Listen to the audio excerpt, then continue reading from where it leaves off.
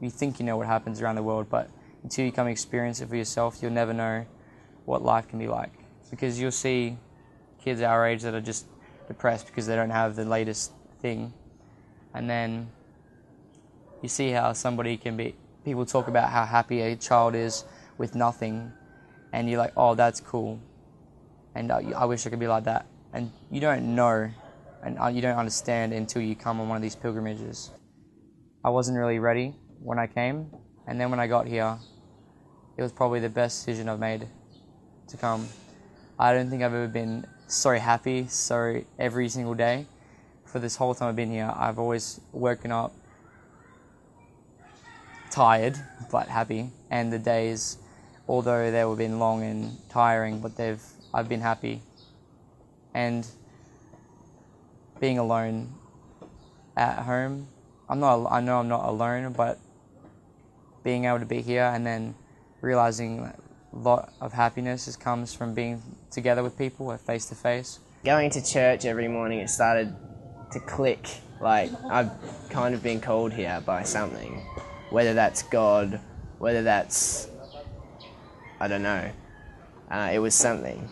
And whether or not I agree with everything in the Anglican Church, in the Catholic Church, is irrelevant. It's just confirmed for me that there's something there. And I think that can be applied for so many kids my age. Like, they're like, no, God, that's not cool. Going to church isn't cool.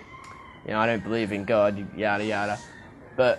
And I always thought myself, seeing is believing. Like, I can't just put blind faith in words on a page, but now it's like something's clicked and I can feel something. And I think it's just the beginning of something larger. Whether or not that'll grow, I don't know. I think it will. I hope it will. But yeah, I think it took something like this to start that change. Just thinking about how I used to act before coming on this pilgrimage just makes me shudder.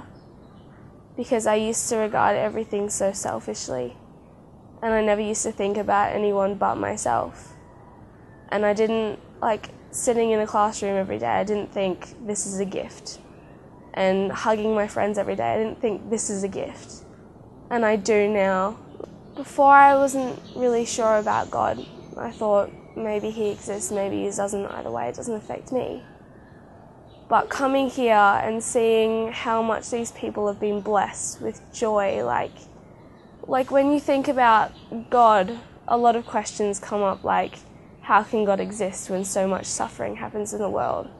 But seeing these people in these communities that everyone describes as poverty and poor, you realise that God has blessed them because they are so happy, and I fully believe in God now. It's so evident in the way these people believe in him and how big their faith is and how much joy it gives them. It would be so hard not to believe in him now, because I've felt that. I feel him in me when I converse with these people, when I share with these people. I feel that in Australia, lots of communication is blocked off by material things.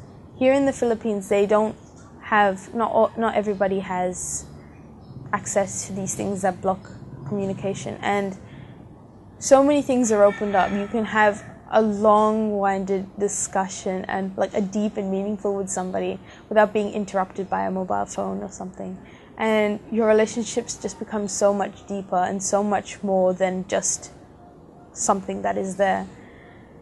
And the amount of love that they show, even though they know that you're not there for a very long time, they just give it everything. They just unconditional love and support and gracefulness and caringness and kindness. I've never felt so loved before in my life, and that just really touches my heart.